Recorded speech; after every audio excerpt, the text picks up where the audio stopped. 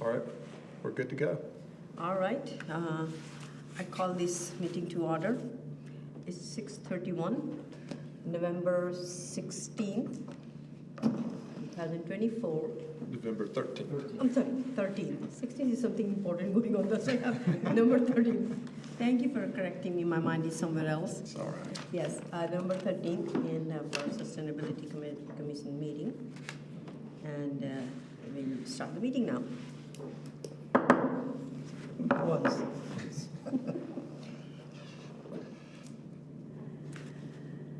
Approval of minutes from the October 9th meeting. And Sorry. yeah. Before we approve, I really have to, you guys saw the email Bob really came through during the meeting. So Mary is not here, and I don't know where today she's coming or not, and he has an email to her. So obviously she has some issue, some problem, but I have not received any, I don't have any communication with her. I have some emails. Tony also was part of it, and we have not heard from her, so hopefully she's all right. My first concern is that hopefully she's okay, because people serving these commissions are not like that, they just drop out of it, but I'm hoping that she's okay. So I think anyone who's going to volunteer today for minutes? You'll do that? He's got the computer. All right. You're safe. So you guys want to do a motion and a second for the For approval? the approval of the minutes now. So minutes are here, I put the minutes, so I'll make a motion to approve. I'll second. thank you. All in favor? All favor, yeah. You know, Yes, before we, Eunice suggested 3 edits. Yeah. One about absent members. I really don't, we could add something like all absent members were reported an illness or a conflict. I don't know what to say. You can just put under members Present. present, just members That's absent. right. And in parentheses, excused. Yeah. Excused, Yeah, okay. so we can see all the members and members present and the person who is not present Excused. excused. But here, Eunice has made an excuse absence, she has let us know. And Mary has not, so I really don't know. But last time we had emails from everybody who wasn't here. Yeah, we did. This time it sounds like we didn't. Well, And so how we handle that Elaine's next? response to my text was, isn't that meeting tomorrow night? So she may be on her way. Okay. Okay. And let's- I did want to say that I did add Chris and I as attendees. Oh, okay. Just threw that one in there. Yeah. I didn't want to pull a fast one, but we were here. Yeah, that's it. Yeah, Okay. and I think that Eunice was the one who made motion to approve the mission statement. And Nancy, maybe you seconded it? Probably. So I can add that in? Yeah. Okay. You can approve with Edits, yeah. And the last thing she said was just putting in when the meeting adjourned. Yeah, I put that on Did you? there. I just went ahead and put adjourn on there Okay. on the very end. Okay, That was all I did, promise. okay. Yeah, Well, see, I didn't. Yeah, we get the point, Yeah. Bob. yeah. We get the point. Okay.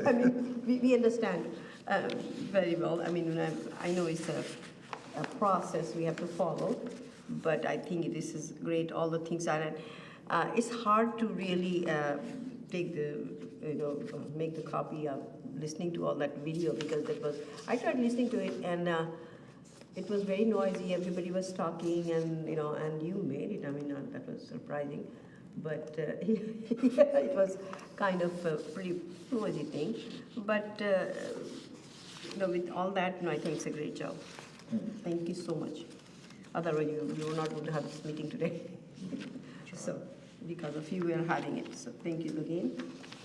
So minutes are approved, and we have public comments, 3 minutes limit per speaker. Do we have any public comments? Any from people Honorable present here? Mr. Kearns.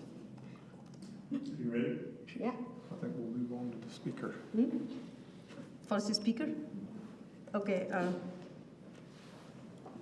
All right, public comments first. So So we go let's- for the speaker first? Well, there's no one here doing the public comment, so Okay, Do you want to make a comment? All right. Okay. Yeah, so that's okay, but we'll go for the speaker. We're going to. Okay, I'm Jerry Kearns. I am officially the transit administrator for the city of Clemson. Means I'm the general manager of Cat Bus. Typically, when I start, a seminar or whatever, I will give a short bio. The bottom line is I got my first bus license in 1970. I've done this for a while. When I started at Cat Bus in 2013, I started as a semi-retired, 2 afternoon a week, part-time driver. And one thing led to another and another, none of which I pursued. And today I have been for the last year and a half the general manager of Cat Bus.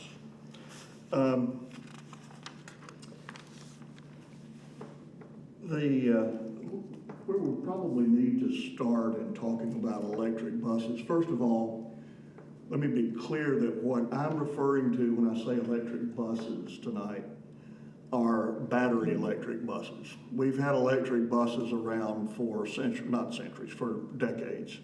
You see them in old towns or old parts of towns with the catenary wires overhead, et cetera. So the idea of electric buses is not new. What is new is the idea of battery electric buses. And that's really what we're interested in. We don't have any interest in doing, stringing wires all over the place or putting conductors in the road and that kind of thing. So battery electric is what we'll be talking about tonight. Cat Bus has been furnishing bus service to the Seneca area since 2014. We did that with diesels. We started doing that transition when Seneca purchased 5 electric buses from a company in Greenville, Proterra. The buses that we received were buses that were sold as being production models. First production models, but production models.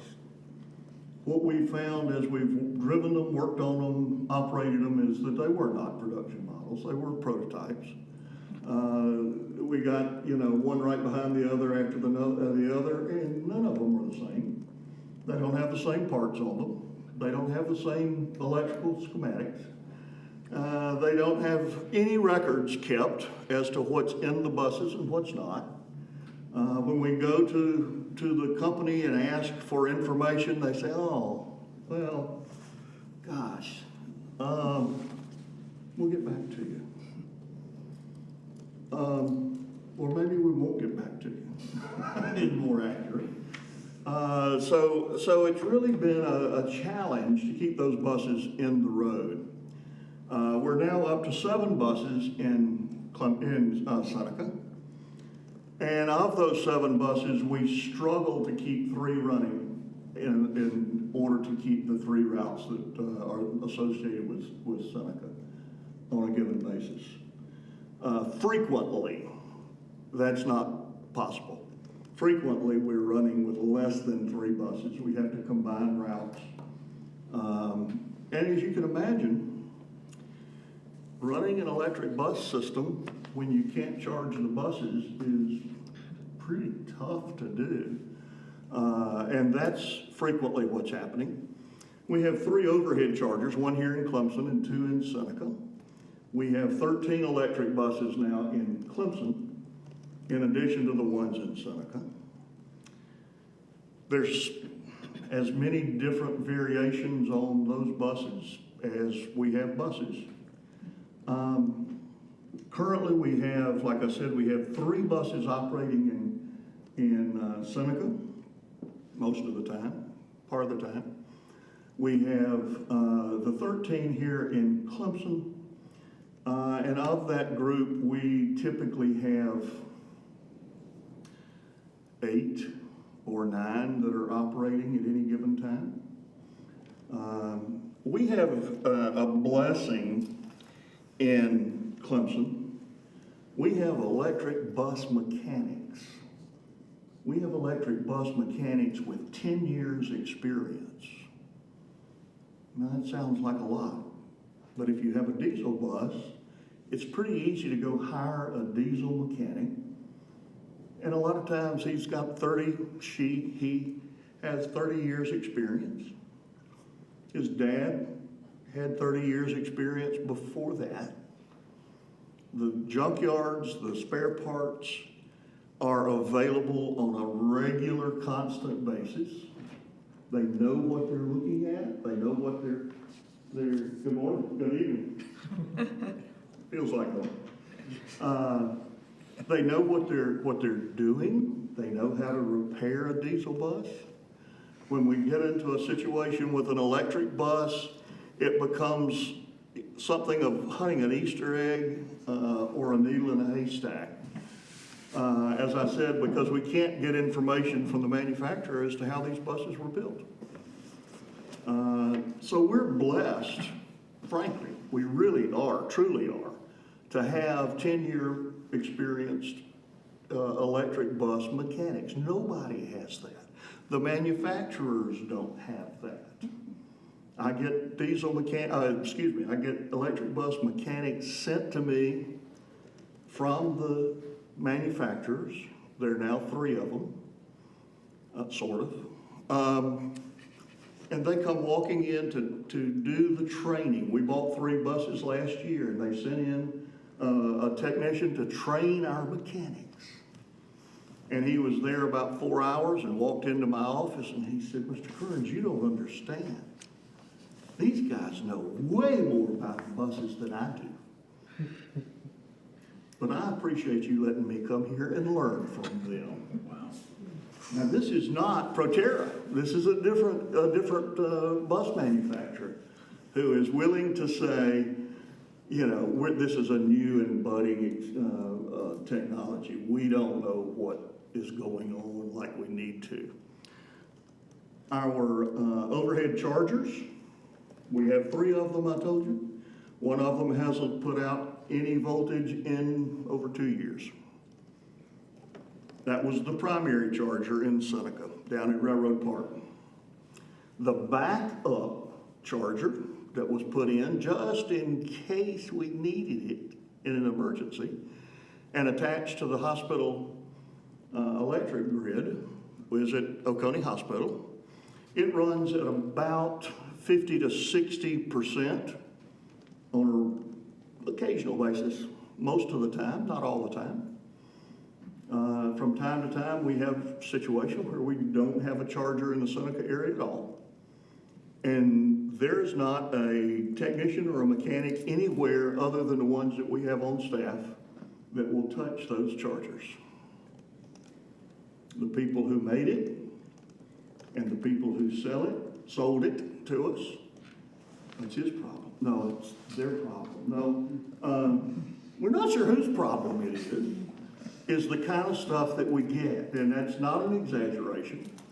I spend an inordinate amount of my time every day dealing with electric bus problems, way more than I do with diesel buses or with routes or with grants or with budget or personnel. You know, that's the biggest thing that I spend my time doing. We have 10 Proterra depot chargers. Depot charger is a slower charger that's on the ground where we can plug a bus in and leave it for hours. The overhead chargers are, you drive under them, the computer hooks the bus up to it, and it's considered a fast charger. It's not fast, but it's faster.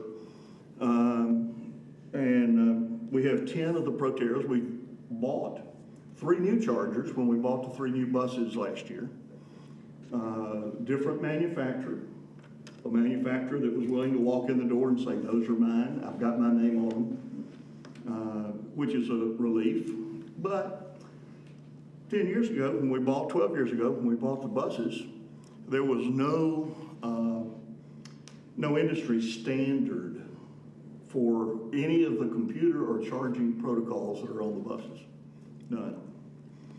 So now that we have gotten beyond the 10-year mark, the government has come in and said, well, we sort of all need to be doing this together. Let me give you an example. If you went to the gas station to fuel your car, and the nozzle that you pulled out of the pump to put in your car was this big around, and the hole to go into the tank was this big around, it would be useless. Electronically and software-wise, that's what we're talking about. We're talking about dispensers on the chargers that won't talk to the buses. In some cases, they will hook up mechanically, but before they go into a charge mode, they kick out and say, I don't know what this is. It won't work. So we go back to what? We go back to the manufacturer and say, okay, now we need you to update these to the industry standard that we now have. You want us to do what? You really? You won't? No, we're not going to do that. We're going to do something else. We don't do that anymore. So, where do we stand?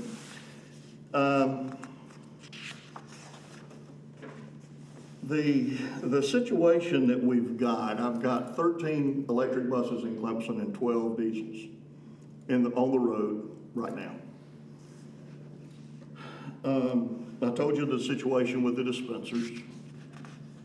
dispensers being chargers. That's the way that we get bus electricity into the bus to charge the batteries.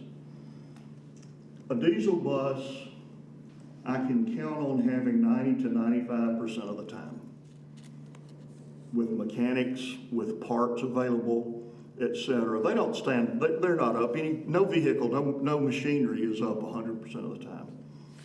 But we have to do preventative maintenance. We have to do all the normal stuff you do for a piece of equipment.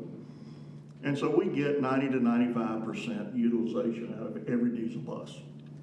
When we go to charge it, that is, when we go to put diesel fuel in it takes about 20 minutes to put enough diesel fuel in the bus for us to run 24 hours. So there's the utilization we've got.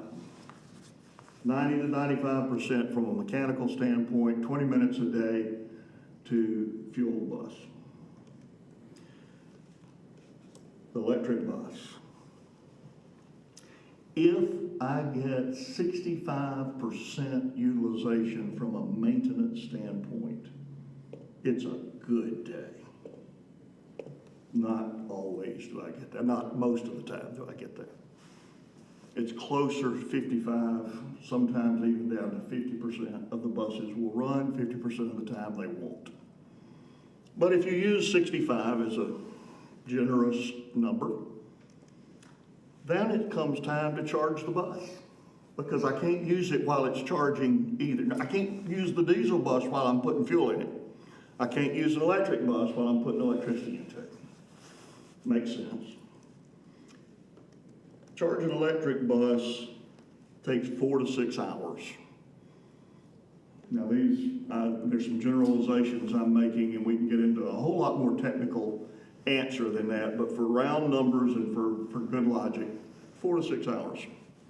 That changes based on the temperature. That changes based on the humidity. It changes based on how low the charge was when it was hooked up. But 4 to 6 hours is a good working number. It will operate somewhere between 6 and 8 hours. And then it has to go back on charge for another 4 to 6 hours. So the bottom line is, if I buy an electric bus, I can count on somewhere between 45 and 50% asset utilization. Between the mechanical issues and the charging issues, I have to have essentially 2 electric buses to replace 1 diesel. Now that's just the real world. Now, let's talk about the initial investment. I can get more money for electric buses, obviously. Because that's the nice thing, that's the thing we want to do, that's the thing that we need to do going forward. A diesel bus costs me right now about $750,000. An electric bus costs me 1.4. Both of them require 12 to 16 months delivery after I've placed the order. So that's not anything to compare, that's similar. But the bottom line is, I need 2 electric buses to replace a diesel, and each of those costs me almost double what the diesel bus does.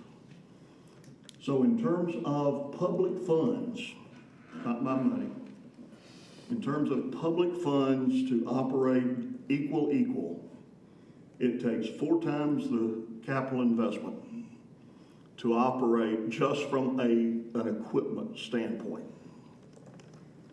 We were told 10 years, 12 years ago that there would be far fewer repairs, and those would be much less expensive. That hadn't been the case, not even close, nowhere close to that.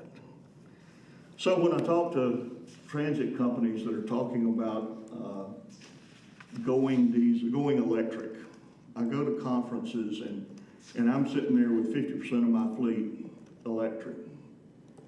And I hear guys stand up and start making presentations and say, we believe in electric buses and what we're gonna do.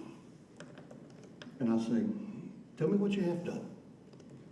Tell me your experience. What have you done? Or I get the other stuff.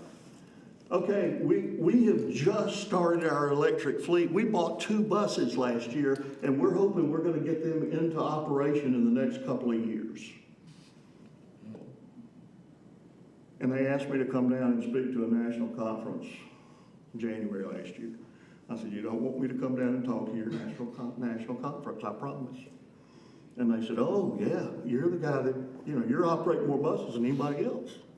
We want you to come tell us what's going on. Give us, the skinny on all this. I said, I'm telling you, you don't want me to come down there and talk to your conference, I promise. Please come down. I stood, this is the actual presentation that I'm talking from tonight, is the presentation that I made to that group. And this was a group of small urban and tribal transit companies from all over the United States. And, they were just, gobsmacked. They didn't know, they thought, well, what? So, we get into the thing where it costs more to buy. It costs more to keep it going. And then you begin to look at what are the requirements on the route? How long do you want the bus to run once you put it out there first thing in the morning? That makes a difference. Diesel bus will run 24 plus hours on a tank of fuel. Now, do you know how long the cat bus operates every day? You want to guess how long the buses run? 18 hours.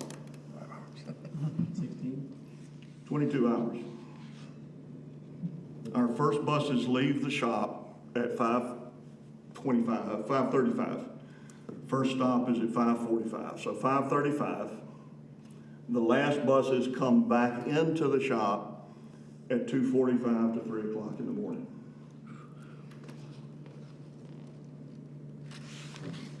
To do that with electric buses takes me 3 buses. And that's just the real, that's assuming they're running. Just in terms of keeping a bus that's charged running does that. Now, a little practical piece from the general manager that runs these buses. If I have a diesel bus that runs out of fuel, I send a service truck out, scold the driver for letting it happen, take a service truck out, put 2 5-gallon cans of fuel in it, and in 10 minutes the bus is back in service. If and when we have, and we've only had it a couple of times, electric buses that go down so their charge goes so low that we can't drive it back into a charger. Part of the time that's the bus problem, part of the time it's the charger problem. I have to bring in a flatbed wrecker truck, rollback, and put it up on there because I can't charge it on site. I have to get it to a permanent charger somewhere. We have towed them.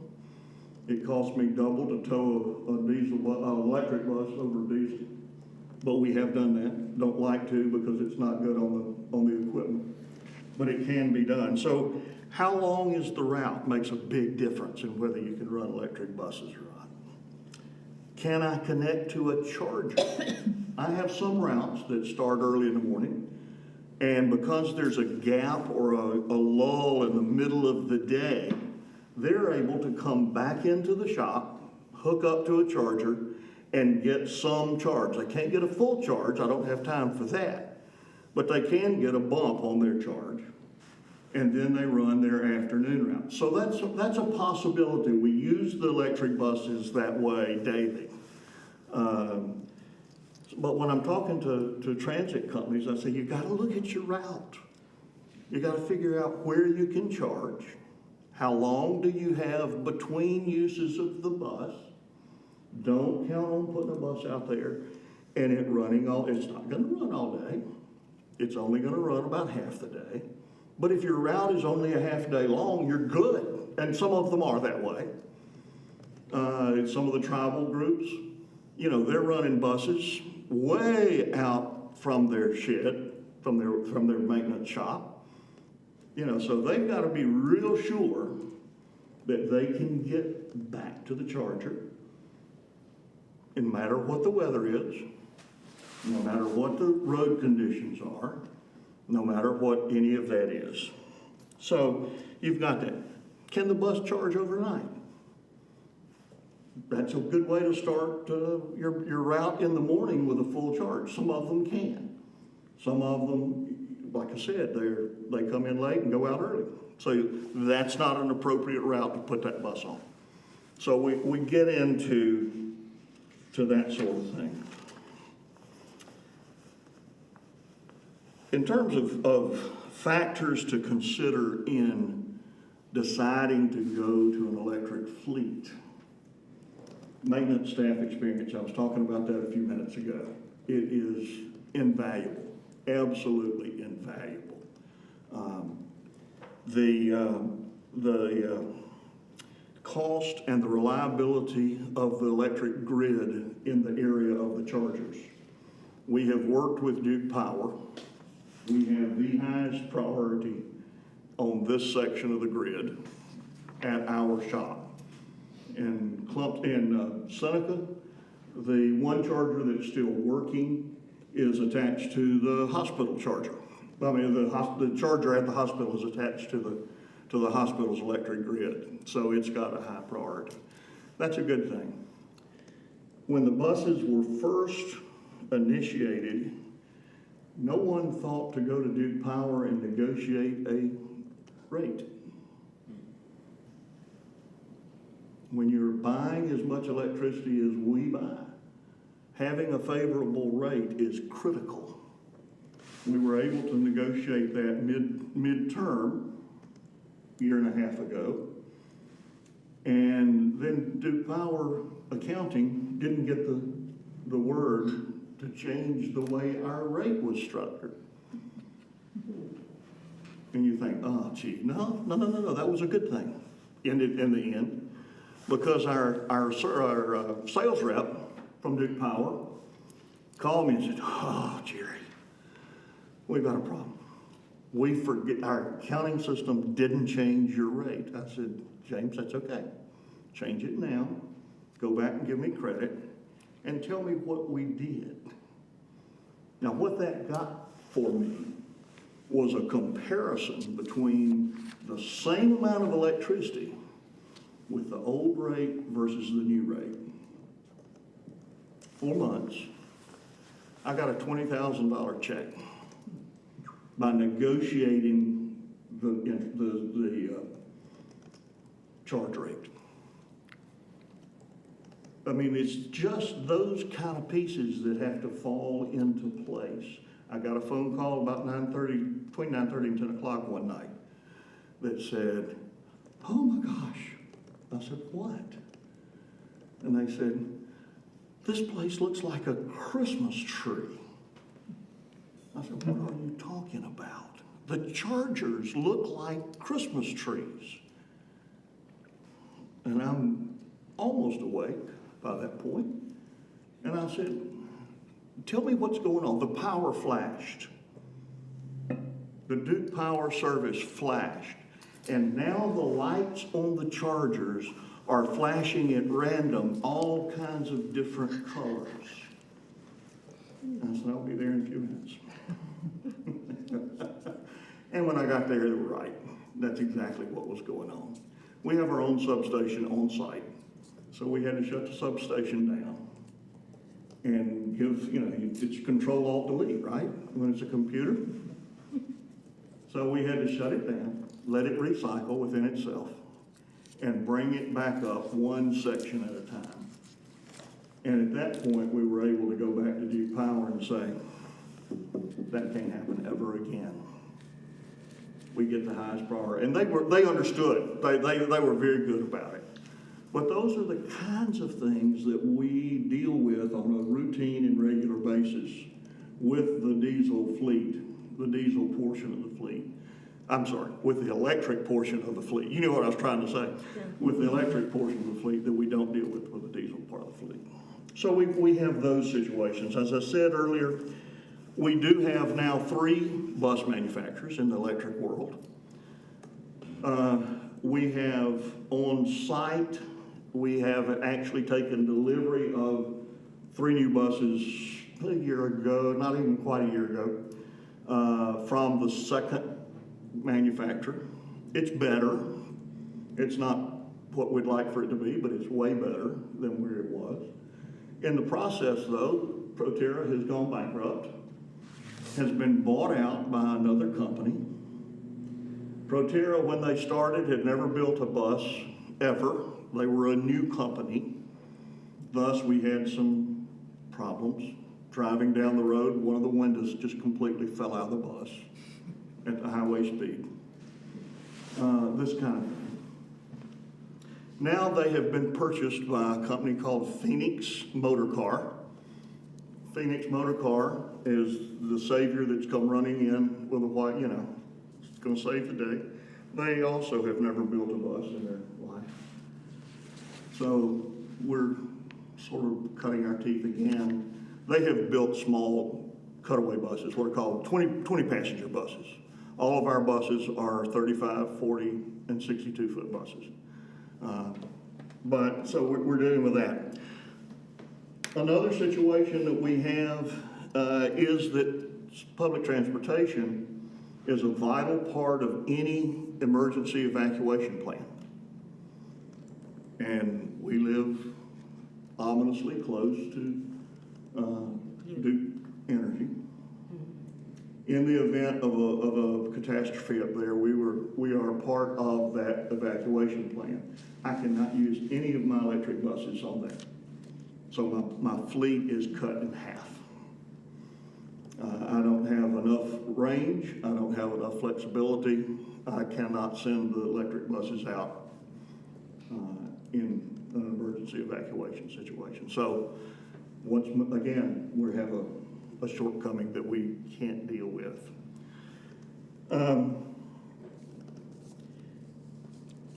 In Seneca, let me just sort of put some parentheses around one note. We've seen a lot of stuff in the news about the situation in Seneca recently. Seneca is shutting down their buses. Seneca bought the first buses. I told you that a minute ago. When you buy buses with federal money, you're required to run the buses for 12 years. That's the federal regulation.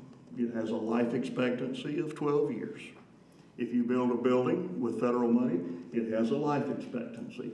When you put in battery chargers for buses, they have a life expectancy. Buses, it's 12 years. Those buses are reaching their life expectancy. I've already said most of them aren't going to make it. There's a new charging protocol. So the chargers that are there won't charge new buses. You have to buy new chargers in order to support new buses. I've already told you what the buses cost. In order to run 3 routes, you need 4 and preferably 5 new buses at $1.4 million apiece.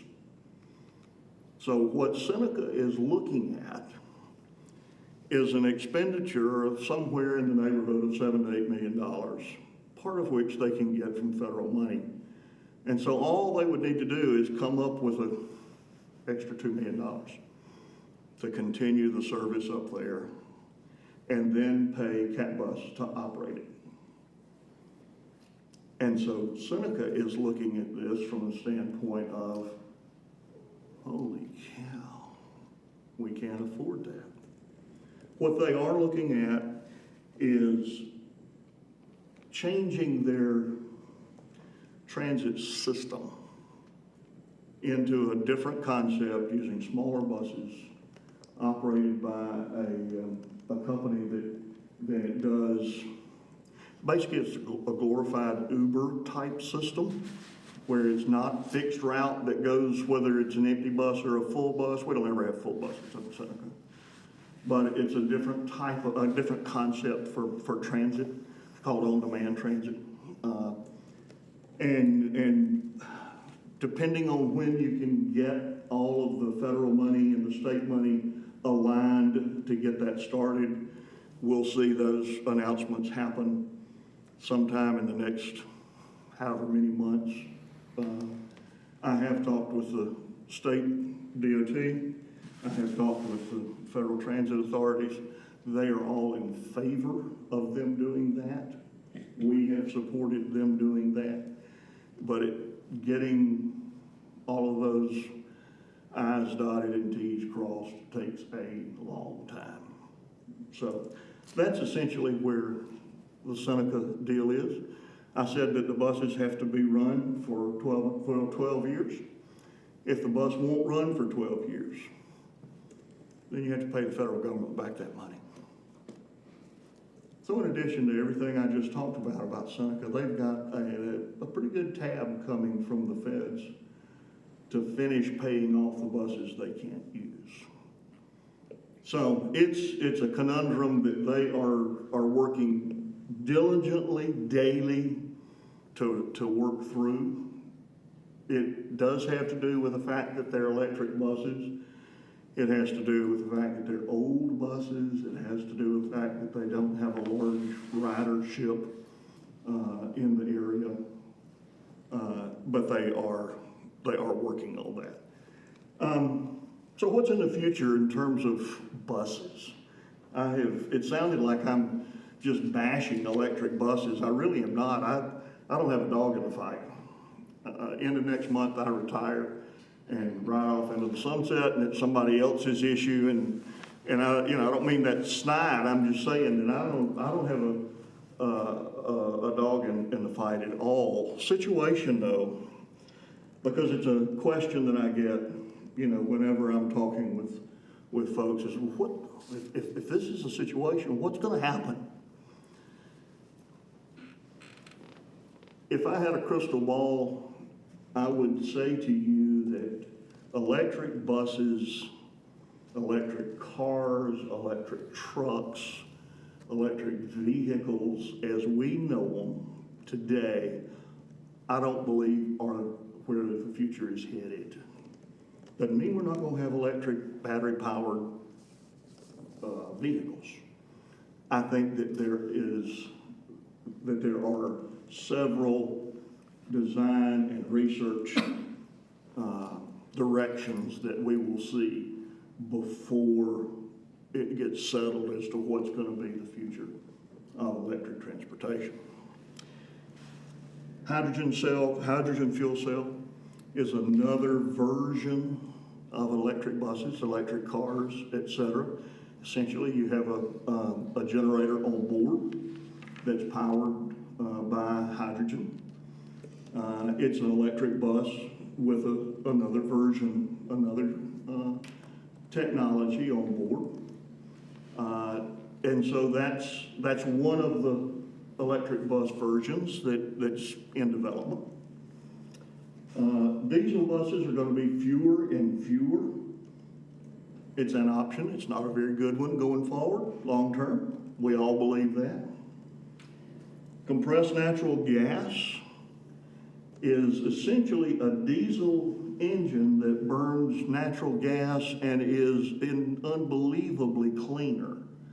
And it's a big step in the right direction. We have just received a grant, a federal grant for Clemson, City of Clemson, $4.6 million. And that grant is going to be used for the purpose of installing and operating new compressed natural gas buses.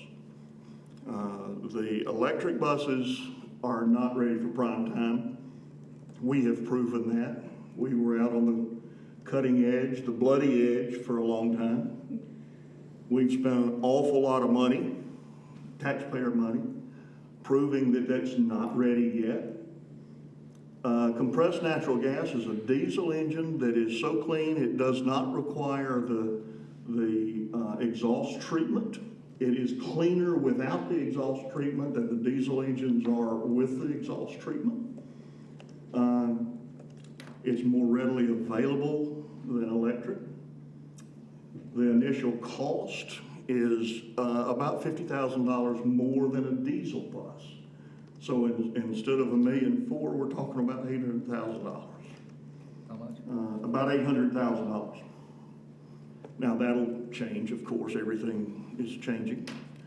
But it feels like the better way to spend taxpayer money at this point, and still move in the direction of a cleaner environment. The other option that is in development is propane, which is cleaner yet than natural gas. Propane engines are not ready for large vehicles yet. They're being used in small pickups and things like that right now. Some of the police departments have used them successfully. But the heavy-duty engines are not through with development. When I talked with the Propane Institute and the folks there, they said, "Oh, we're just about there." I said, "Really?" Because we're trying to decide what we're going to buy next. And they said, "Oh, yeah, we're going to have..." I said, "Tell me how many months or how many years it's going to be before I can put a bus on the road with a propane engine that'll work, that you've proven." I'm not going to be a guinea pig.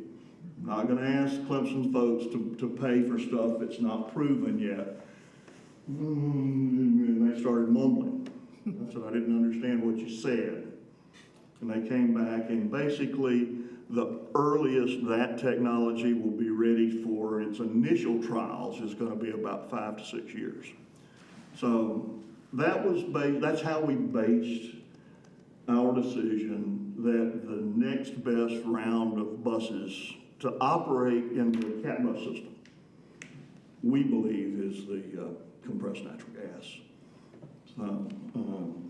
Did you just buy buses recently? Yeah, this, We had purchased 3 new electric buses last year. This year, we have a grant. We have not yet put that out for bid. Okay. Because in order for us to operate the compressed natural gas buses here, I've also got to install a filling station. Fort Hill Natural Gas is working with us hand in glove. They are thrilled that we're willing to do that. They are supporting it. We will do that any way you want us to, anywhere you want us to. So that's part of the grant, is the expense for that. Jerry, I have a question, if you don't mind. Sure. The question is regarding this cost of charging those buses, Duke Power. What's that number you said that, there is, how much do they charge? What do they charge for from you guys for charging these buses, whatever the electrical cost is? Tell me. The number I put out was a $20,000 savings over 4 months. Yeah, so not the saving, I mean the Yeah. actual expense. Let me move a little closer. I have a little bit of trouble hearing.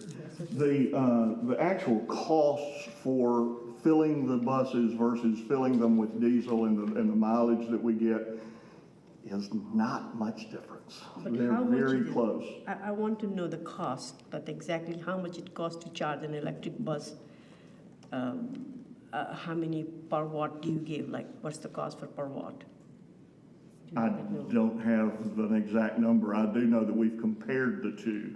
Let's try to find out the cost of electricity, what we are paying for that. I mean, that would be interesting thing to know, that how much are we paying to Duke Power for charging these buses? What's the electricity bill you guys get? Oh, okay, yeah, that's, I can And they get give that. you, like, for residents, they give you per watt, how much they're charging per kilowatt.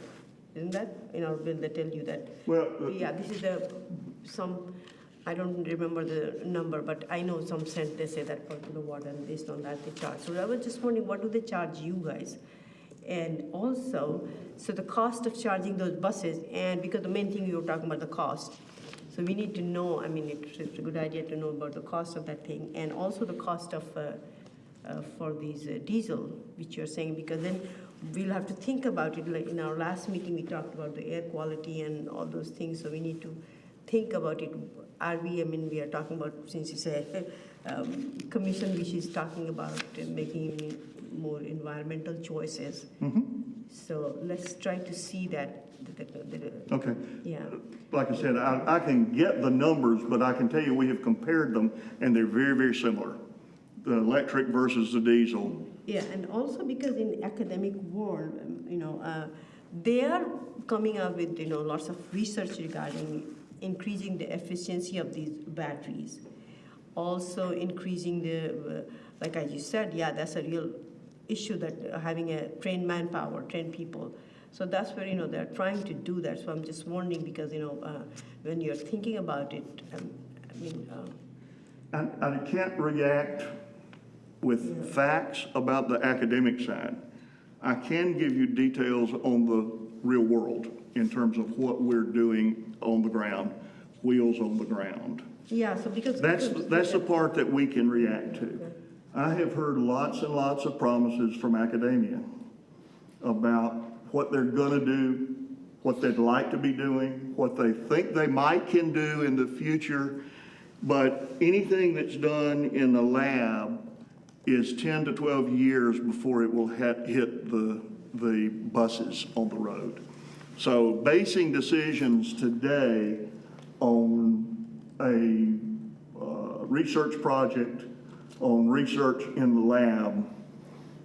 Clemson University has a full-fledged research going on in electrification of vehicles. And that's what I'm just thinking that, basically any new technology, when we come up with any new technology, we are going to face these problems, definitely. So you have a very genuine concern. I really understand that. All of that. But we also need to know that the cost, and because they also do the calculation. So I'm just, eager to know the cost of the exact charging. How much money do you pay to Duke Power? And I can get you that. Like I said, we have tried to base information on research projects. And we have found consistently that real world, what are we paying daily, is a better judge of what we're doing with the buses today. And that's what we have to look at. That's the reason I asked when they were talking about the propane. How long before I can put buses on the road? Your research at the Propane Institute is impressive. And it really is. I mean, they took me through all of that on multiple occasions, and it's very impressive. But I don't have buses yet. No, I understand, yeah. I mean, That's where I am is as the general manager, I have to look at what will actually move people. Yeah, I had a young man in my office just the other day, and he wanted to discuss some of it, and I said, you need to understand that my charge by city council, by the people of Clemson, is to move people from point A to point B. And when we lose sight of that and start looking at, well, we're doing the research, we're doing the this, I'm charged with the responsibility of moving people from point A to point B.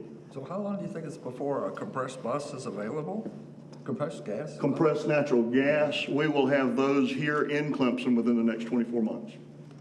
And you're saying they're compared to the diesel, at least they're much cleaner. Yes, And maybe, yeah, but and they're roughly the same price to purchase.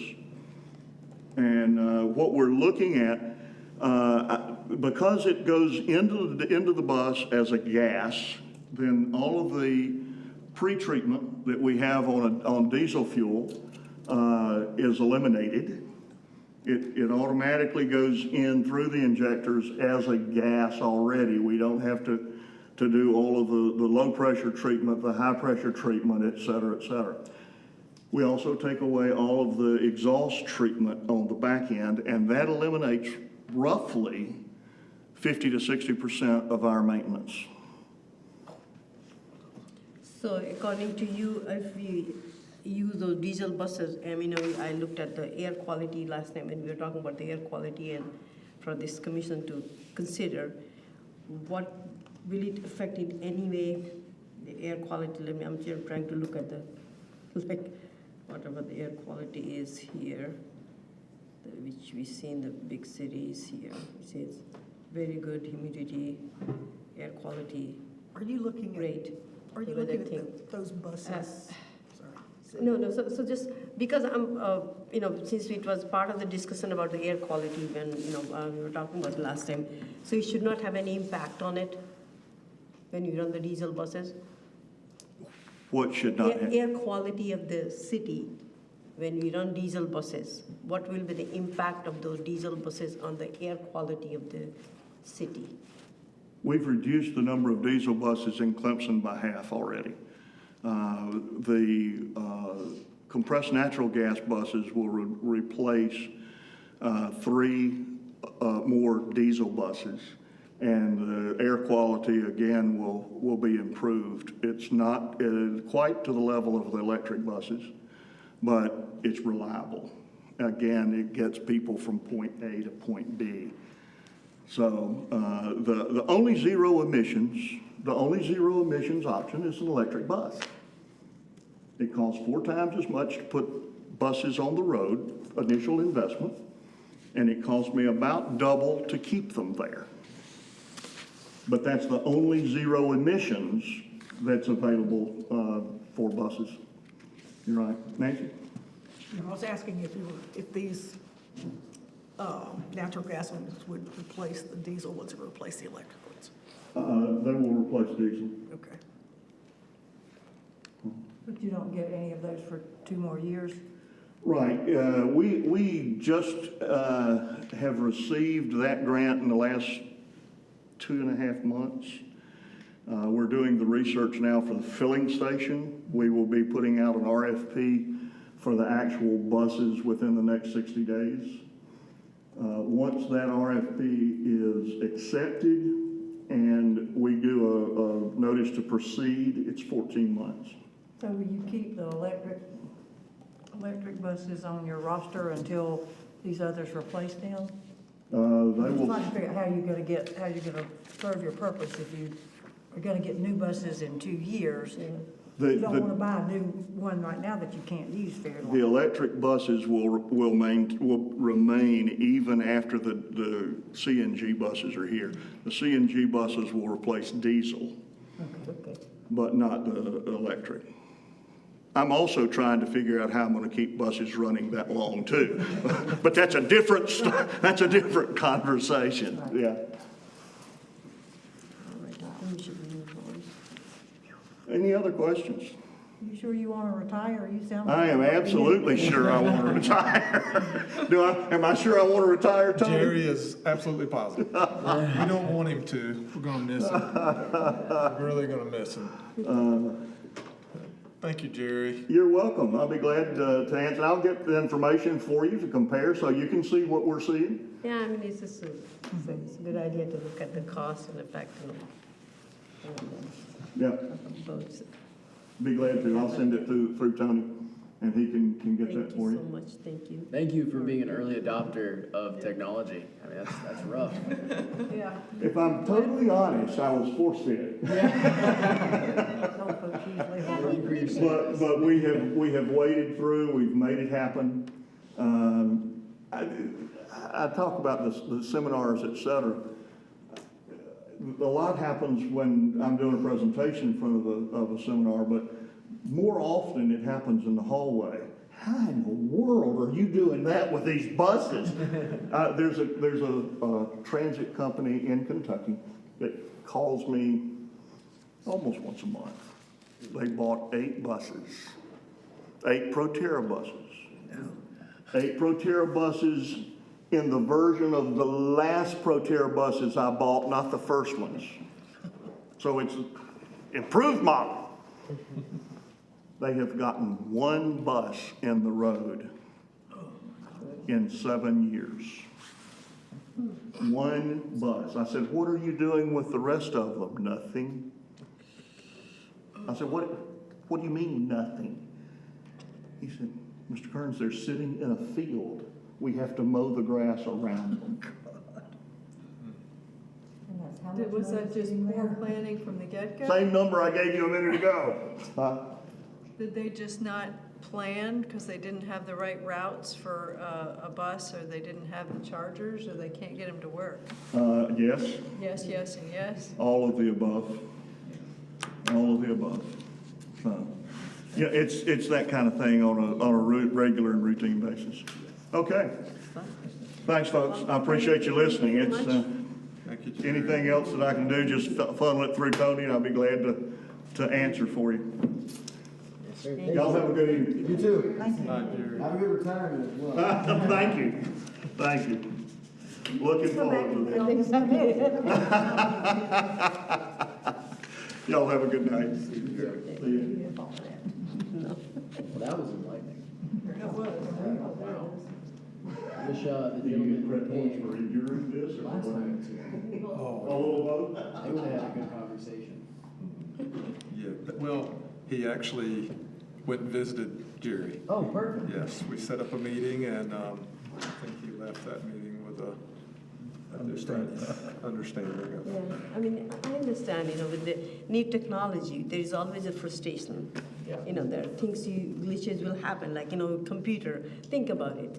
We rely so much on it, and glitch happens, and then, Well, Yeah, it was all the people who bought electric cars back in the day when there weren't any chargers, yeah, and they suffered the same kind of pain. And But- we're but- just getting to the point now where the charger network is the good. charger and the for batteries cars. are getting better and better. Yes. Batteries are running for longer period of time, and I'm glad to be a part of a city where we, are taking those steps to be early adopters of these technologies. But Yeah. I think just like the people with the electric cars, all we can do is go through with what we started and then reassess. Yeah. Now that we're here, a shift to Well, natural gas he seems may- like. Yeah, he's and as far absolutely as right. electric There's not a vehicles good are option considered, for I mean, electric buses we have right now. all want it, I don't have it anymore. They're just not available. I was so against it, but then when I saw how safe it is, I do think he's right about the that. safety part was unbelievable. I think There's better with all the companies things coming out. which I've seen are some amazing stuff. available. But it's like, It's just gonna take time. technology, there are always move forward pros with and cons, and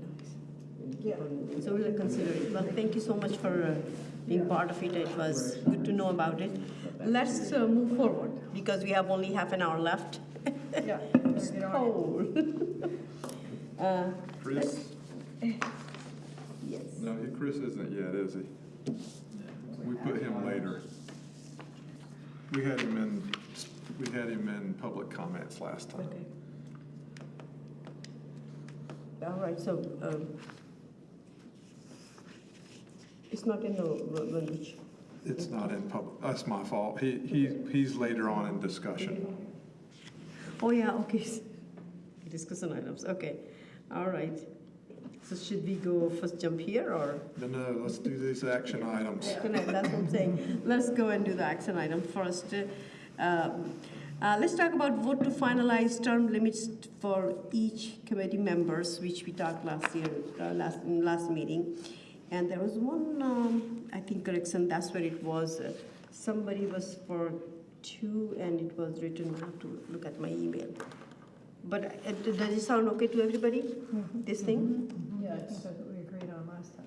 All right. So So, I'll move we accept this list. Second. Second. thank you. All in favor? Yes. Aye. I take care of accepted.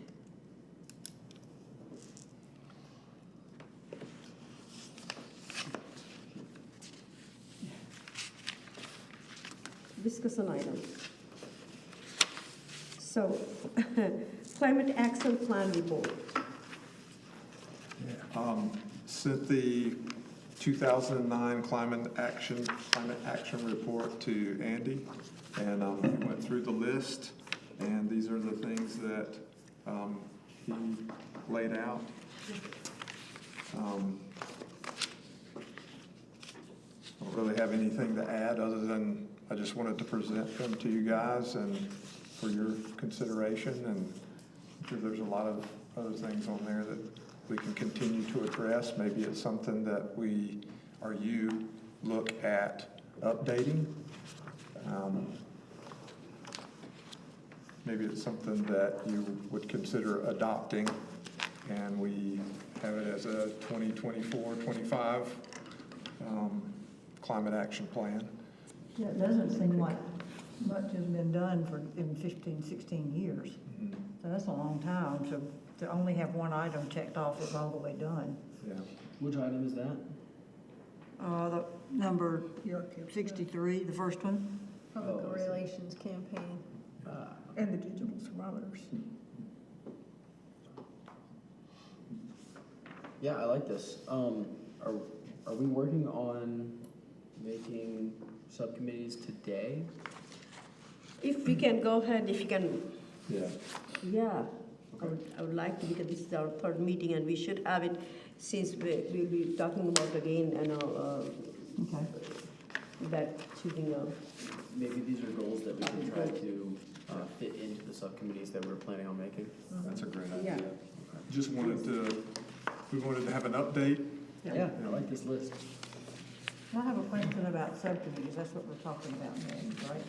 So, I know Andrew and I both have a very good interest, very big interest in I have the trees. And I was gonna ask if we have, I haven't asked Judy yet, but can we have regular citizens join the subcommittees? I will ask. Because I think Ask Judy that. would be an invaluable person to the tree ordinance and that. I will ask topic. that. I thought that was our understanding, probably. That we have residents on them too. Residents, yeah, because we have. One of our goals is, what was it, to increase Participation. participation? Yeah, exactly, yeah, right. Yeah, the subcommittee isn't really it doesn't vote on anything, it just discusses and then brings, But I think we need to That's clarify that we need approval Yeah. before we do it. definitely. That's a So we great can question. have a regular citizen from Clemson. I don't know, I'm gonna have You to have ask to ask. that. Mhm. Okay. We don't want to cause any FOIA issues, there's enough of that going on. Yes. So I think basically what we were looking at doing tonight is just Choose choosing subcommittees, or if there is not enough people to form a subcommittee, being a champion for each of the 4 goals. I don't know if I printed those goals off, sorry guys. They are. I've got a list here. You got the list? I've got it. We have a big list, actually. Yeah. It was 4 goals. So, the first one was preserve our natural resources, and that's where the trees came in. Yep. And then promote energy efficiency, reduce waste, and promote sustainable development and smart growth. What was the second one? I'm slow. Promote energy efficiency. I think Eunice, Yeah, she Eunice- wanted to be on that one. That's it. Eunice has volunteered to head that subcommittee if she cannot find, and if you're not allowed to have people from the city, citizens from the city, I'm sorry, then she'll be the champion for this. what subcommittee The is this? one for promote energy efficiency. And the third one? Reduce waste, And the fifth one? promote sustainable development and smart growth.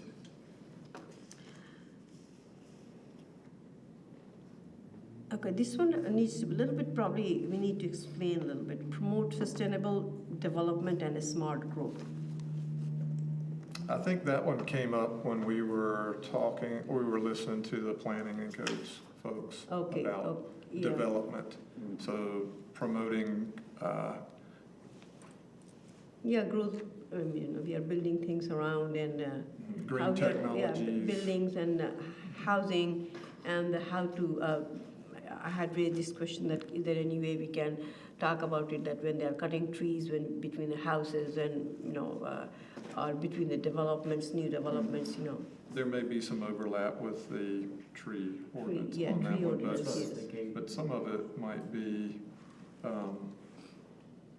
green roofs or things like that. so maybe between the green, or the tree ordinance and the sustainable technology, those two, I think the ecological side, we can include in the tree ordinance maybe bioretention ponds and other things on the ecological side. And then for the technology, we can put provisions in there for people in Clemson who want to, put solar on the roof and things like that. Sounds good. Okay, that's your Let's citizen, yeah. Yeah, so actually, when you look at it, there are a couple of things which are kind of overlapping. So, in that case, what we can think about it that if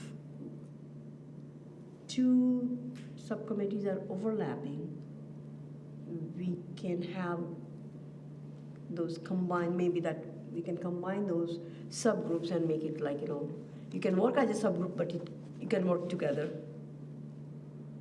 Yeah. I think we can just say we want to be members of multiple groups. Yeah, That would be, Yeah, Many of us. that's right. So these are the choices for heading subcommittees that we can choose, and if it's overlapping, we can combine together and 2 groups can work together.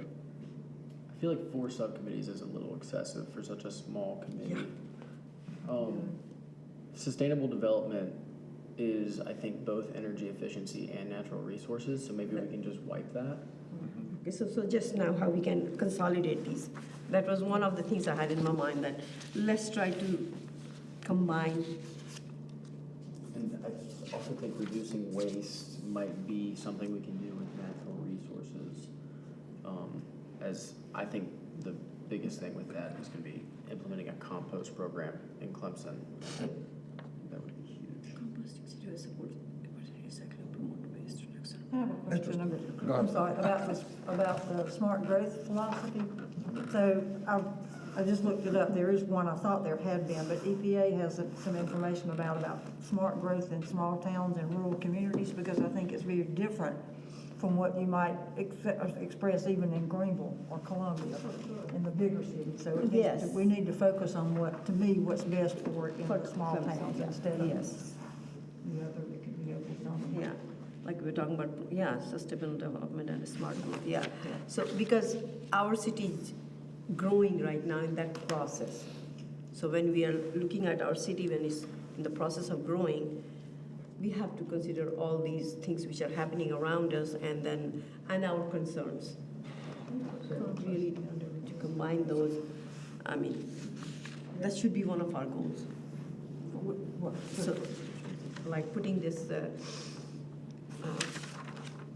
promote sustainable development and smart growth, and plus this one. So what are we, Preserving our, okay, what go ahead. are you trying to Combine couple of overlapping Well, subcommittees. maybe when we do that, we should go back and look at the original list, because we formed those subcommittees based on the original list of our goals. So it might help us to go back and look at that, to try and move them into a different clump. Because, like, when we were talking about natural resources, we were talking about promoting wildlife habitat corridors, biodiversity, tree ordinances, promoting native plants and pollinators, and then watershed health. And that is very different than sustainable development, to me. Yeah. So are you suggesting that then we should keep all these 4 goals just like as it is? Well, or, I mean, we could combine some of them, like there were very few that we put under reducing waste. We just had composting and waste reduction, litter control. So that's only 2 things. And recycling, support the city's efforts in recycling. Yeah, That's the third. okay, the third one, I missed that one. Yeah, well, those we just kind of put under each, because it was so overwhelming, overreaching. So what are you all suggesting? So I mean, when I came, I says, I'm gonna say, I wanna put energy into, preserving natural resources and, reducing waste. Reducing waste. So, I mean, maybe that'll just, depending on what the other people are, maybe it'll end up just, you know, how we divide, if those are still goals, but it's just where we work. I think maybe the idea is to, with these goals is to, it's just a way to organize Organize a it. grand scheme of sustainability. Instead of Sustainability. it's just spitballing every meeting, then we're sort of focusing on a certain area, can develop projects or I really like pulling the. I mean, you can work together because the thing is that, think about it, this is called Sustainability Committee, and thus all are part of it. So it can get kind of confusing when we are looking at it. Yeah, So it's all the same thing which we are doing. So I mean, no, we can definitely work together as a group. But as Tony is saying that, yeah, it was divided 4 things because it's kind of easier to manage and talk about it rather than just so. And it will overlap and What can we prioritize. do first? What can we What can you do? Yeah, that was Eunice's thing, even with these Yeah. objectives or whatever, try to think the short term or Yeah, intermediate We're only term. one small Yes. committee. Yeah, Yes. yeah. that's right. Yeah, and then again, we are talking further down about what's available, what kind of resources are available, what's already being done. So in all these areas, we should not, I mean, I'm not going to think about it, I'm not thinking about it as different groups or subgroups. It's like as a committee, it's one goal, and then different areas we are trying to tackle with each group. So I think like that probably. Make sense?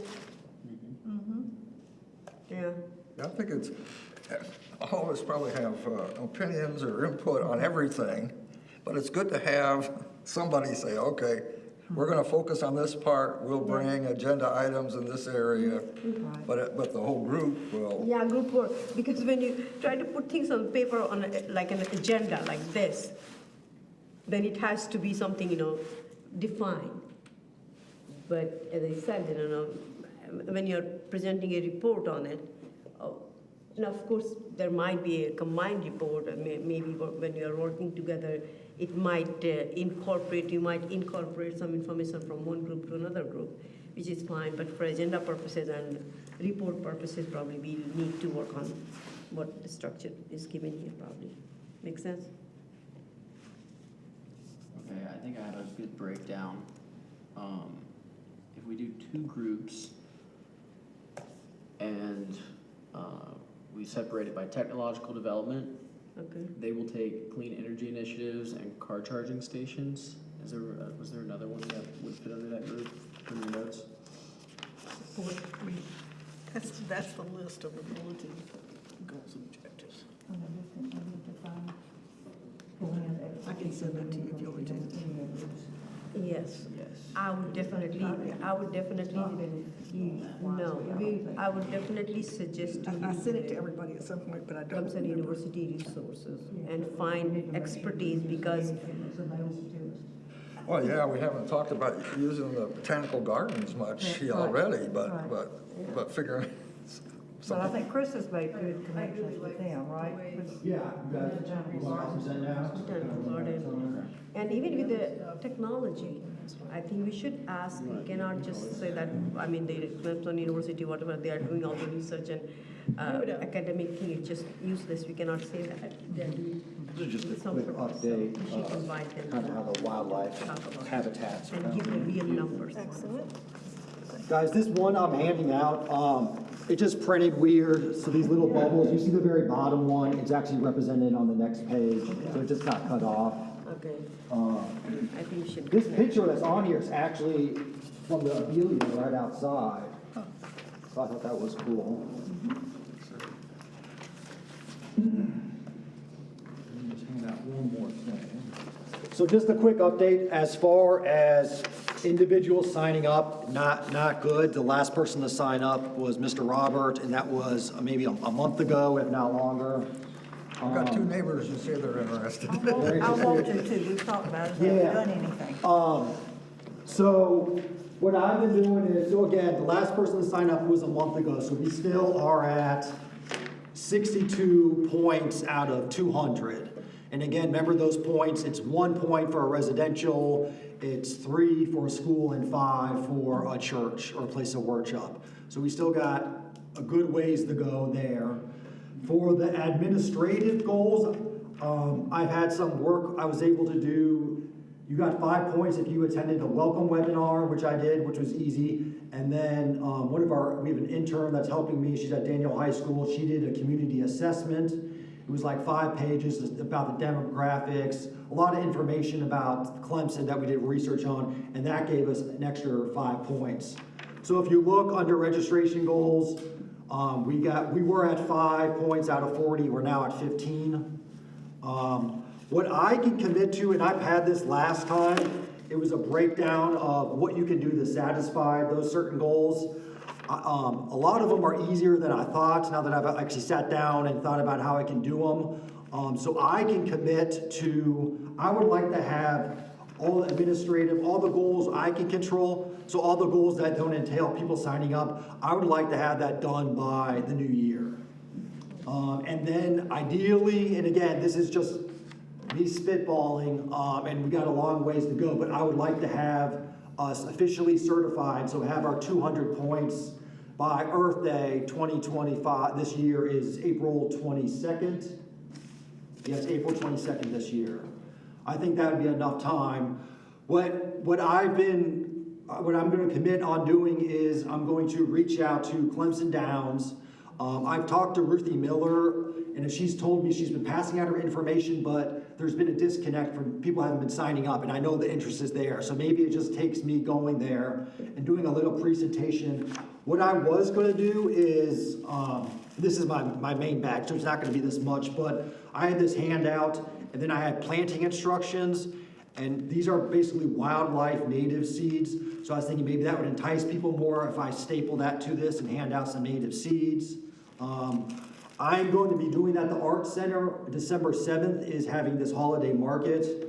It's pretty good PR. They're gonna have a lot of people there. I'm gonna go there and hand out these flyers with the native seeds. And then I'm gonna send an email out to the Rotary Club and see if we can get any interest and have them spread the word. And then lastly is I'm gonna reach out to some churches. The only other thing we had talked about is at that library, I know they have a native seed bank, but I don't think it's at the central one. It's at the Sarlin Library, I believe. I gotta look into that, but Where is that was that? another idea I had. I know one of these libraries, they basically have a native seed catalog, so anyone can come and get some native seeds for free. Oh. I was thinking we could have our pamphlet there.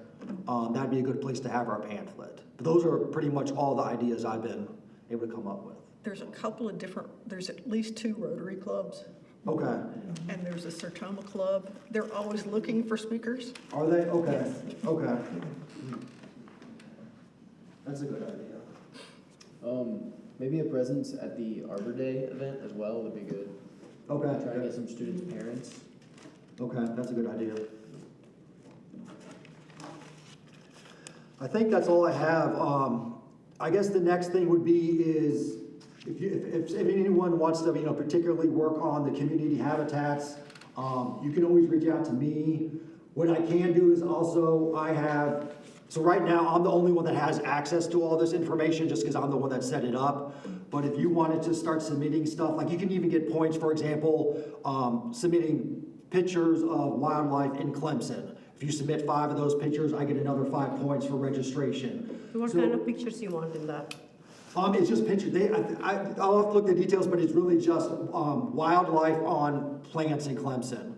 If you get a picture of that, so wildlife would be, obviously any mammals, insects, birds, just on any plants. Or I can send you owl pictures. Yeah, any of those stuff. Yeah. In my neighborhood. Yeah, basically, if it just has a picture of a wildlife and some plant, preferably native, but I don't think it matters.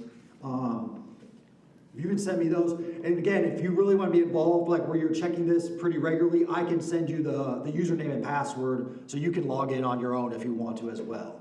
But I won't send that out, just, you request it, I'll give it to you. So that takes us to actually one of the items here about our community connection article.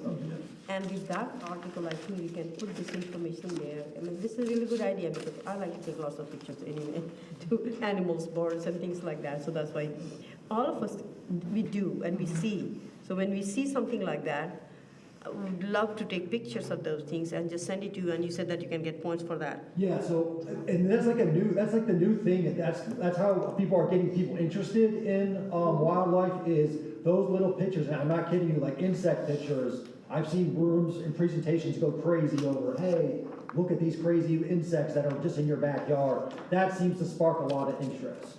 Hey, Chris, would you be willing to do a presentation to like the Emeritus College?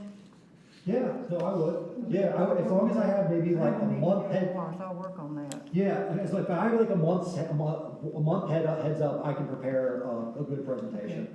Like Imtiaz Haq, who's a retired faculty member, is an awesome bird photographer. I don't know Oh, where yeah. he takes all of his pictures, but surely some of them are local too. Oh, yeah, I'm sure, yeah. Yeah. Yeah, there are many groups like that, Chris, where, Clemson University has a couple of groups, which we are always looking for some kind of, speakers, and we do all different kind of diverse things. Yeah, And another place is Sierra Club. okay. And actually, the Emeritus College keeps a list of potential presentations by their members and others for any organization that's looking for a speaker. Okay, I'll look into that, that's all good ideas. All right. I meant to ask about parkland, thinking about wildlife habitat. How does that get counted? It does, so right now can always be Nettles Park is certified, I certified Nettles Park, so that has 5 points. So I guess it's up to you guys, do we want to try to get more of our parks certified? I guess my thinking was, Those are the 5-point ones, right? yeah, they're either 3 or 5. They're the big ones. They're either 3 or 5. Awesome. But I guess my thought process, and then this is just me maybe being a little overboard, is if we're going to just get, we could have 10 parks certified. But is that kind of cheating the system as far as the goal is, we want to have, if we're calling Clemson, the city of Clemson, it has this many residents or areas that are certified wildlife habitats. If like a majority of that's made up by parks and not I just don't know. I guess that would be a question for you guys. If you guys felt that that was a good idea, I'm kind of torn in between.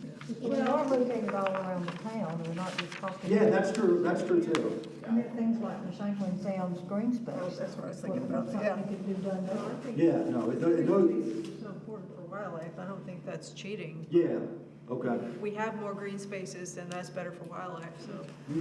So there is, yeah, so like I said, right now, I think the only city-owned property that's registered is just Nettles Park. Well, I'll email you, because probably all that would take was be somebody going and looking at it and looking for the plants that actually are providing food for wildlife. Yeah. And looking for the things that are providing habitat and making a list of them and submitting it, right? It's easier than that, honestly. It's just they would just want to make sure that they haven't even checked, but they want someone that knows what they're talking about, has said, hey, it meets the food, water. I'd be happy to do that. Yeah, and like I said, that'd be pretty simple. I think it would be great to do maybe a campaign where we go out and certify the parks one by one and maybe spread some of those seeds for native plants, make sure that there's food there for the animals and water, make sure it meets all the requirements, and we could involve the community in that. Yeah. You know, I think that could be a really cool thing. We put it in every month, hey, Clemson's gonna certify a park, but I guess that wouldn't meet the Earth Day timeline.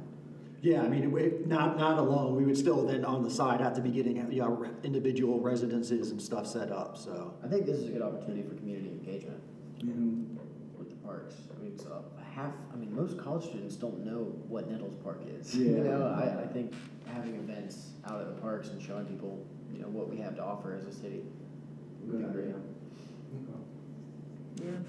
Each students, they have a different lifestyle and they have different priorities when you deal with them. I know so well that it's just,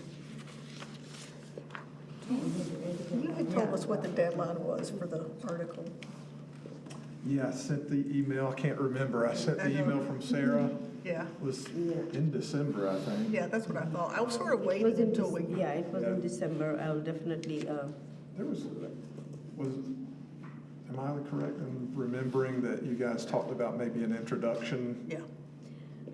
for this first yeah, article? yes, we did talk about that's why we had our mission statement.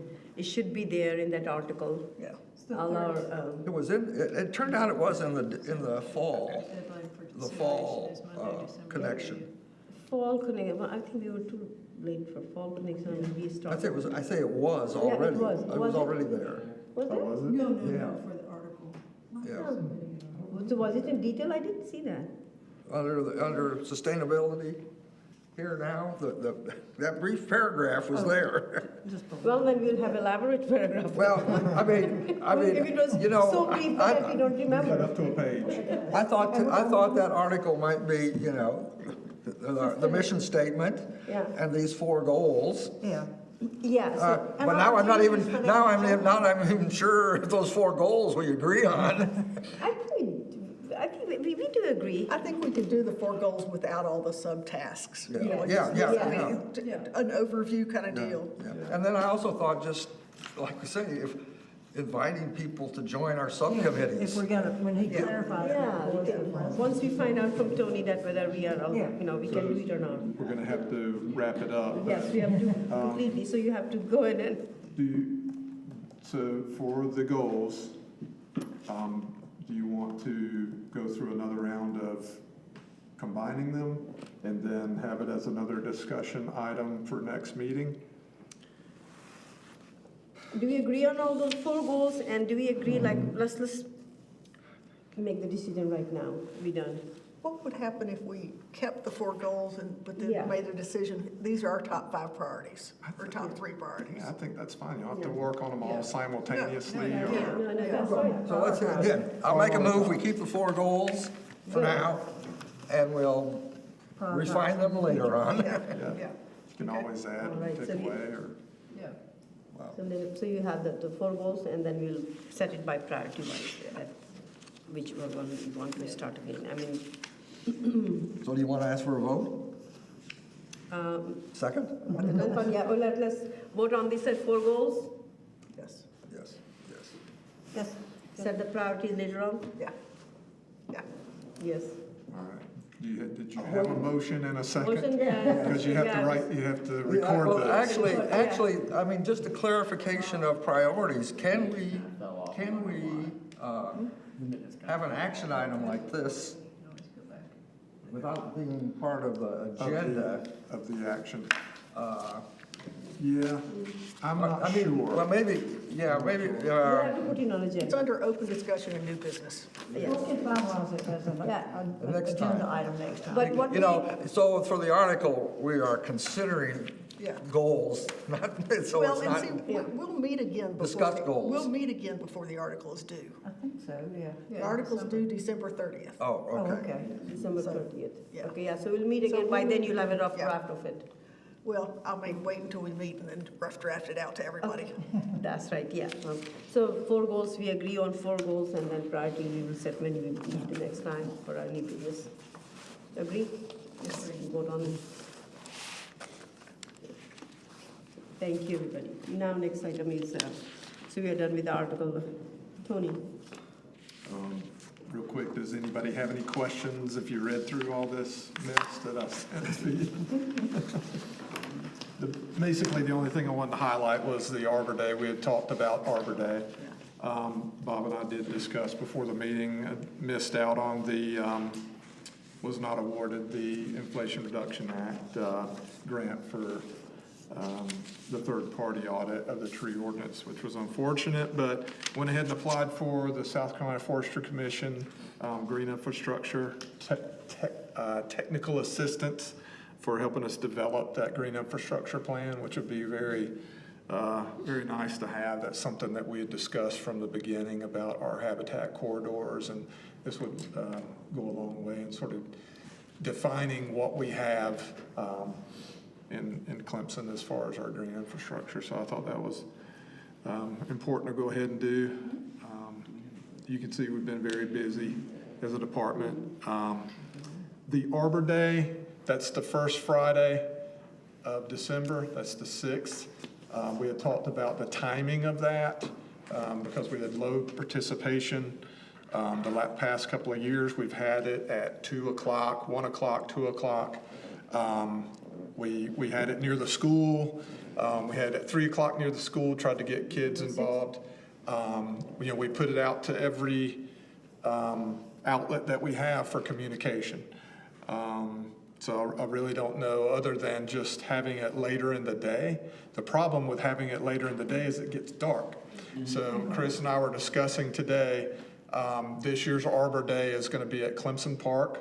We lost several trees there and at the park, and we also lost several trees along the Green Crescent Trail, some of those new trees that were planted. We lost them to the drought, so we'd like to replant those trees as well as adding a couple of trees that we lost in that park. And these are going to be on the boundary, so the new construction is not going to affect planting these trees. But what we'll do is we'll have those trees ready to plant. The Daniel High School Environmental Club Rise is going to come help us. And we'll have everything ready to go, so we'll just be ceremoniously planting the trees. We'll do a little talk at that first tree about how to properly plant the tree and everything. What time is it? So we're looking at maybe 3:30. That's about as late as we could possibly do, because it's going to get dark around 5. Yeah, You're 3:30. dealing with the high school, so it's gotta be after school. It's got to be after school, yeah. I So get out of school that day at 11, so I can come out and help Okay. set up. That'd be great. That'd be great. Anything that you guys want to promote at that event would be great. Help get the word out about it would be fantastic. I'd love to build this into something that Clemson celebrates instead of us just going out and ceremoniously doing it every year. It is a requirement for Tree City USA, so we do have to do it, but we want to do it. We want, you know, we've done newspaper articles and all kinds of things trying to get the word out about it, but This may not be your target audience, but you could ask Clemson Downs if they would bring a bus of people over and Dominion. absolutely, that's a great idea. Is there any way, do they give Did we give away free trees? We have done that. Seedlings? We've had That didn't work giveaways. either? We're doing that this year? The Um, tree giveaway? We hadn't planned on it, but we can get a couple of extra trees. We've given away bowls that one of the city guys makes from I mean, beautiful bowl. We've done all kinds of things trying to get folks to come, so open to ideas. We only have 3 weeks, you know, to kind of. It'd be nice if we can get some dogwoods. The only thing about dogwoods is they don't like transplanting. Dogwoods just do not transplant well. They're beautiful, people love them, but I lost them. they have a tough time All of them in my backyard, transplantation. I lost them and I just feel so bad.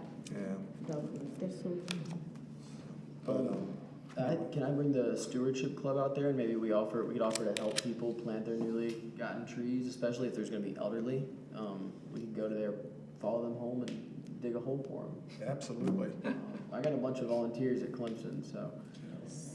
Was it? all right, so, do you have a flyer for this, Tony? Not yet. Okay, so to help, if you have flyer, we can put it on social media. I'll put that together. Yeah, We'll put it on. Do you guys have an image or something for it? Like a promotional picture we could throw up on the club Instagram? I'll get you something. Awesome. Yeah, definitely. so we'll be sending pictures to Chris and also using some of those pictures for promoting this Arbor Day. And if somebody has nice pictures of their garden, yard, like flowers. I can use those too. Yeah. I've got a number of them, and I think a lot of them are native, so I'll Yeah, get those to you. especially like the native ones. I tried a couple of them, it didn't grow in my yard. I have bad soil in my yard. Yeah, it depends, yeah. Yeah, so, but it's a really good idea that even in that flyer, we Nice can thing put about some of natives is they don't the use nice a lot trees of in your water. backyard. If you have a picture of nice trees in the backyard, This you year can has been add helpful. those things in. All right, so this is all about promotion. One last thing that is Yeah. kind of cool is Yeah. that I am a member of the campus tree board. So we do try to combine and promote each other's events. So as soon as I get their flyer, going to that meeting next week, so I'll share that with you guys as well. So we try to combine it, you know, just to make it more impactful. Yeah, so whenever you have any flyer or information, just send us all, the whole group, Chris, you and everything. And whenever you send some of those links, like, you know, I know life noted, but usually I'm busy at that time, so it doesn't happen. But keep sending information about it. Do you know how many trees we lost to Helene in town? I don't have a number. I wish I did. A lot. We lost 4 in our yard. Yeah, it was a lot. Along that same line of thinking, do we have a citywide like tree model or like assess, like do we know all the trees in the city limits? We have a working inventory on the trees on public property. Okay. And we fleshed it out pretty good this year. A lot of this work is done by interns and classes. The only thing that we have for private property is the tree canopy map. That's our baseline. Can we do a survey to residents about mature trees and what kind they have and how many they lost? As long as you have somebody who's willing to compile all that information, because I don't, That would I be helpful to have. can't do that. I mean, it might. But as we go along, to answer your question, our goal is, after the green infrastructure plan, is to do an urban forestry master plan. That's something that we had talked about. That will give us some, that has a disaster plan in it. And that would have been very handy for this. Do you have an old green infrastructure plan?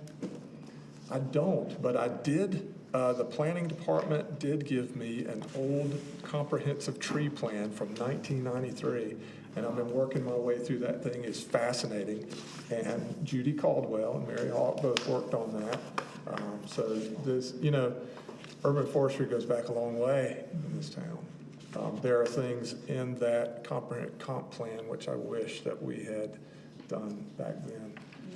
And with I think 94 was the first comp plan the city did. Yeah, and this is just I for. actually have a copy of that. Wow. plan, so And if this you one's want to go just- back and see what's in there with trees, I Sure. can do that. And this is just trees. This one just focuses on, so anyway, that's something I can share with you guys too. But we probably ought to wrap it up. Yeah, we do a wrap it up very soon. So we will All have to right, have so a now we vote have, the to. next thing is open discussion, new business, which I think we had lots of new businesses which you already brought in before anything else. I guess, new business, could we, I'm working on a guide, I guess, on how we should, or things we should focus on for the tree ordinance, like revision. I shared it with all you, I think most of you actually emailed me about it, but, if we could have like a little small breakout session where a couple of us get together and go over that, then we maybe could present on it December, have something to recommend to the city council by Okay. early next year. That would be So that good. will be a concrete thing to really present to the city council. Mhm. Okay, Yeah. that sounds good to me. I shared with Andrew today a bunch of articles, and it might be worth sharing those with this committee about tree ordinances and what cities and municipalities are doing with them, and suggestions. So that will be, yeah, I did have a couple of recommendations for you, but we can talk about that. Yes, sir. yeah, because we do know this is how it started when we talk about trees and how they should be cut or not, and there's new development coming and all those things, so. I guess we're all a bunch of tree huggers. Of course. Yes, All right. I love seeing them from my window and I admire them. Is there anything else? No, I think we need to make a I motion to motion. adjourn. I second that I motion. adjourn the meeting? All in favor? Aye.